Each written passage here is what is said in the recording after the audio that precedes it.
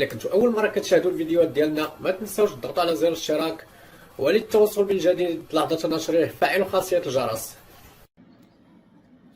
السلام عليكم اخوتي الاعزاز ومرحبا بكم كيف العاده في قناتكم وقناتنا جو فوت بريس. قبل ما تشوفوا هذا الفيديو اللي غادي تشوفوه على قناه فرنسيه، اول تعليق لجزائري وتونسي على قوه المنتخب المغربي وتاهله تقريبا للدور الموالي، وشنو قالوا على المدرب محمد وهبي اللي قال لك عرف كيفاش يوظف اللاعبين ديال المنتخب المغربي.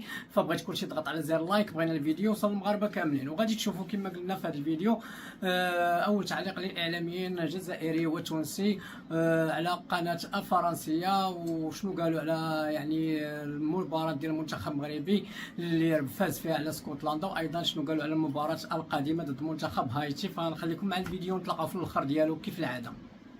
المنتخبات العالمية التي حسنت أداءها بين المباراة الأولى والمباراة الثانية برفقة ضيوفنا. معي لمين كزيم، أهلا وسهلا بك لمين. معنا أيضا بلال المجري، أهلا بك بلال. مرحبا وديع. وأيضا هادي زواوي، أهلا بك هادي. مرحبا وديع. وبرفقتنا أيضا أهلا وسهلا بك طارق الجاني. سنتحدث عن كل هذه المواضيع. سأبدأ بالمنتخب المغربي الذي هو تمكن من أن يحقق أول فوز له، تغلب على منتخب اسكتلندا بعدما كان تعادل افتتاحا مع البرازيل. وينضم إلينا موفد فرانس 24، موفد فرانس 24 إلى الولايات المتحدة إلى المونديال من فيلادلفيا. هادي العجمي معنا، أهلا وسهلا بك. تتابع المنتخب الفرنسي، تتابع أيضا المنتخب المغربي خلال الأيام الأخيرة. هذا المنتخب المغربي القريب جدا من الدور الثاني. تقريبا تأهل للدور الثاني بشكل كبير وكبير للغاية، خاصة بعد هذا الفوز كما ذكرت أمام منتخب اسكتلندا في الجولة الثانية. الهدف المبكر الذي حققه اسماعيل صيباري في هذه المباراة جعل المنتخب المغربي يلعب بقية اللقاء بأريحية كبيرة. نذكر أن المنتخب المغربي أتيحت له عدد من الفرص لكنه لم يتمكن من تحويل الأهداف في هذه المباراة. المنتخب الاسكتلندي طيلة المباراة تمكن من مجاراة اللعب، حاول أكثر من مرة الدخول إلى منطقة العمليات لكنه لم يتمكن طيلة المباراة لا في الشوط الأول ولا في الشوط الثاني من التسديد نحو المرمى، ولا صفر تسديدة مؤطرة للمنتخب اسكتلندا في هذه المباراة. إذا المنتخب المغربي تحت قيادة المدرب محمد وهبي عرف كيف يجاري هذه المباراة. شاهدنا أن هناك في بعض الوقت إن كان في الشوط الأول أو أيضا في الشوط الثاني هناك نوعا ما من مجاراة النسق. نسق هذه المباراة الحصول على 3 نقاط هي الأهم بالنسبة للمنتخب المغربي في هذه المباراة الثانية أمام منتخب اسكتلندا، بعد أن كان تعادل في المباراة الأولى أمام المنتخب البرازيلي بنتيجة هدف مقابل هدف. إذن الآن بالنسبة للمنتخب المغربي أسود الأطلس في هذه المجموعة الثالثة الهدف تصدر المجموعة. المباراة الثالثة ستكون أمام منتخب هايتي، ستكون هناك سيحاول تسجيل أكثر عدد من الأهداف بما أن المنتخب البرازيلي كان فاز على هايتي بثلاثية نظيفة. نذكر أن في المونديال وحتى يتم يعني الفصل بين صاحب بقية المنتخبات لتصدر المجموعة في الترتيب سيتم المواجهات المباشرة بشكل أول، وفيما بعد يتم الاحتكام للأهداف المقبولة والمدفوعة. إذن في حال تسجيل المنتخب المغربي لأكثر من 3 أهداف على مرمى هايتي، بما أن نتيجة التعادل بين البرازيل والمغرب انتهت بهدف لهدف، فإن عدد الأهداف المقبولة والمدفوعة بين المنتخب المغربي والمنتخب البرازيلي هي التي ستحدد من يتصدر هذه المجموعة الثالثة. ألف شكر لك هادي عجمي، كنت معنا من الولايات المتحدة. نتمنى لك متابعة مباريات جميلة. بلال، سأبدأ معك. هذا المنتخب المغربي بالطبع سيكون عليه الفوز ضد هايتي، منتخب متواضع، أن يسجل أيضا الكثير من الأهداف. حتى الآن لديه -1، الفوز على اسكتلندا، مقابل -3 للبرازيل. هنا يمكن امال العرب كان في المنتخب المغربي. يمكن اذا نحكيو على تسجيل عدد الاهداف اكثر من 3 اهداف، لهنا ظهر لي نوقعوا في فخ التساهل. ظهر لي هايتي صحيح فريق معناها خذا 3 أهداف ضد المنتخب البرازيلي، لكن المنتخب المغربي الحقيقه لازم يكون مركز على المقابله هذيا. ترشح في المرتبه الاولى باش يكون مهم ومهم جدا لبقيه المشوار. صحيح المنتخب المغربي منتخب ممتاز، ومنتخب نحكيو عليه معناها من احسن الفرق اللي مشاركه في المونديال هذايا، لكن اليوم لازم التركيز في اخر لحظه. شفنا صحيح انتصر 1-0، لكن المنتخب المغربي عنده ساعات في وسط المقابله ينجم يكون معناها شويه معناها رولاشمون، شويه ينقص التركيز، وهذا لازم يكون مش موجود معناها ضد المنتخب هايتي. منتخب هايتي نتصور باش يلعب على اخر مقابله، باش يعطي الكل ما كل معناها نادي ما عنده حتى ما عنده ما يخسر معناها، باش يكون معناها مقابله صعبه على المنتخب المغربي. التركيز ثم تركيز، صحيح عنده لاعبين ممتازين، لكن لازم معناها التركيز ولازم الانتصار اكثر من 3-0 اللي معناها مواصله المشوار في اريحيه. علما ان البرازيل سيفوز على اسكتلندا، لا نعرف باي نتيجه، ممكن ان يفوز ايضا بنتيجه عريضه. عندما نتحدث عن المنتخب المغربي لمين الان نتحدث عن المرتبه الاولى في المجموعه، يعني اصبح من بين الكبار ايضا. صحيح، في نفس السياق مع بلال. المنتخب المغربي الان لازم عليه يسجل اكثر عدد من الاهداف باش يكون في المرتبه الاولى، لانه راح تحدد المسار تاعك من بعد في الدور 16. عندما تكون الاول تلعب الثالث من مجموعه اخرى، ولذا مقابله مهمه جدا. ما لازمش تراخي مع فريق هايتي، لانه ما عنده ما يخسر فريق هايتي.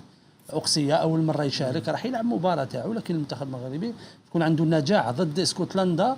المنتخب المغربي في الشوط الأول سيطر وكذا، ولكن خسرته النجاعة، لو سجل أكثر عدد من الأهداف ربما المقابلة كانت تسهل. ولكن هذه كرة القدم. الآن المنتخب المغربي يعاني في المنصب تاع قلب هجوم، ولكن المدرب ذكي ووجد يعني الحل الآني هو السيباري اللي يلعب في المكان هذاك، رغم انه مش المكان تاعو يعني. هذا هو التغيير الاساسي. نعم. ايضا طارق في هذا المنتخب المغربي راس حربة مختلف، ليس هداف، وان يسجل كثير من الاهداف في الدوري الهولندي، ولكن ليس مهاجم تقليدي يعني. هو راس حربة وهمي، شفناه في كاس افريقيا الاخيره يلعب لاعب وسط وجناح يعني، شفناه على الجهه اليسرى. ولكن محمد وهبي خير يستعمله في كراس حربة، لانه عنده ميزات معناتها، عنده السرعه وعنده ومسجل صحيح برشا اهداف، ولكن حاسم حتى في التمرير الاخيره.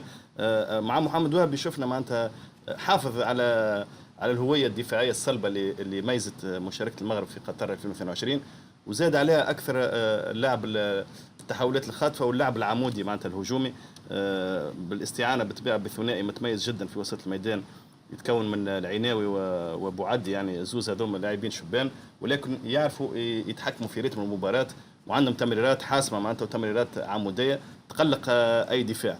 بالنسبه للمنتخب المغربي معناتها يلزموا يفوز بنتيجه عريضه، لانه المنتخب البرازيلي في تاريخ مفتوح نتصوروا قدام اسكتلندا. المغرب لازم يعرف يتعامل مع المباراه هذه، خصوصا كونه شفنا المغرب ضد اسكتلندا بعد تسجيل الهدف تراجع شويه للدفاع.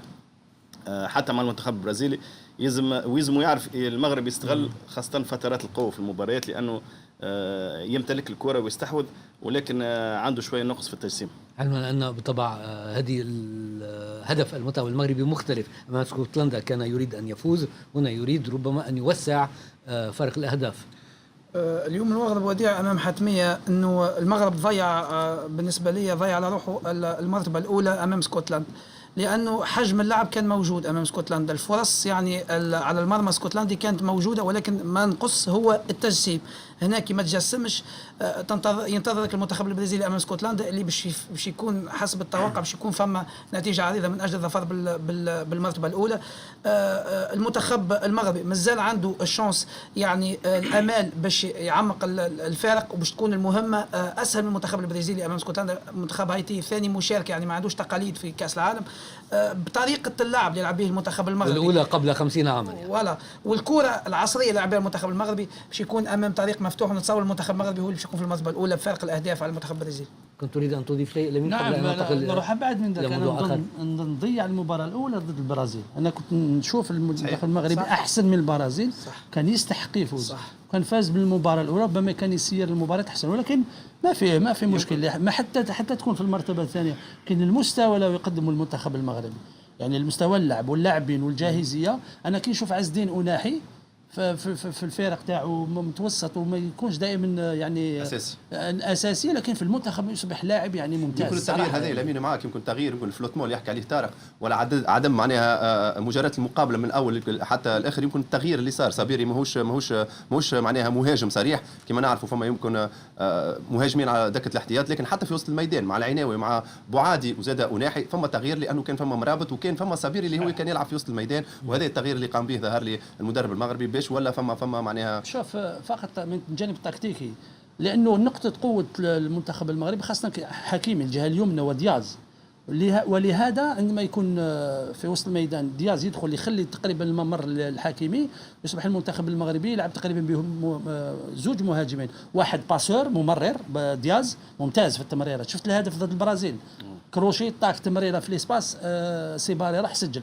يعني الثنائي هذا من الجهه اليمنى حتى ولو تغلق على حكيمي يكون عندهم حلول بطرف هاد اللاعبين. الحق ال 11 لاعبين تاع المنتخب المغربي خاصه الهجوميين يعني ممتازين، فيه تكامل تبادل الادوار. نعم فيه لا مركزيه كذا، اون ايكيب مودرن الله يبارك يعني سي بيان. بالنسبه للمنتخب كما شفنا الخوت على قناه فرنسيه، اعلامي مصري واعلامي تونسي وجزائري، شنو قالوا على قوه المنتخب المغربي وعلى نقاط الضعف ديالو اللي حنا عارفينها كاملين. هي ما عندناش راس حربه، ولكن قال لك في محمد وهبي عرف كيفاش يتجاوز هاد القضيه ديال راس حربه، ولعب مهاجم وهمي اللي هو السيباري، وكل شيء تيهاجم صراحه، كل شيء تيدافع، كل شيء لاعب مزيان. ومحمد وهبي مدرب ذكي كما جاء على لسان الاعلاميين، وكما عارفين حنا بطبيعه الحال من المباراه الاولى ديالو اللي شد المنتخب عرفنا بانه مدرب في المستوى. وما نساوش انه فاز بكاس العالم لاقل من 20 سنه في الشيلي، يعني مدرب مولف كاس العالم، فديال اقل من 20 سنه راه يعني راه بحال هذا كاس العالم ديال الكبار.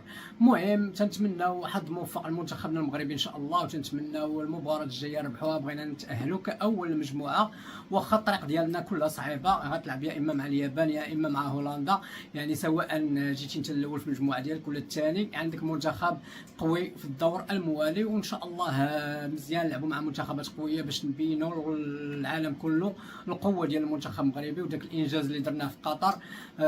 يعني ان شاء الله نقدروا نعاودوه دابا في امريكا والمكسيك وكندا، ولا علاش لا نفوتوا هذاك الانجاز ان شاء الله. المهم ضروري تنتمناو هذا الشيء هذا يوقع بطبيعه الحال. الكره ما فيهاش المنطق، الكره يعني تدوز مباراه بمباراه، ولكن هذه هي المتمنيات ديال الشعب المغربي كامل، ان المنتخب المغربي يوصل نصف نهائي، وعاد ديك الساعه ان شاء الله نفوتوا هذاك نصف النهائي، علاش لا. تحياتي لكم، السلام عليكم.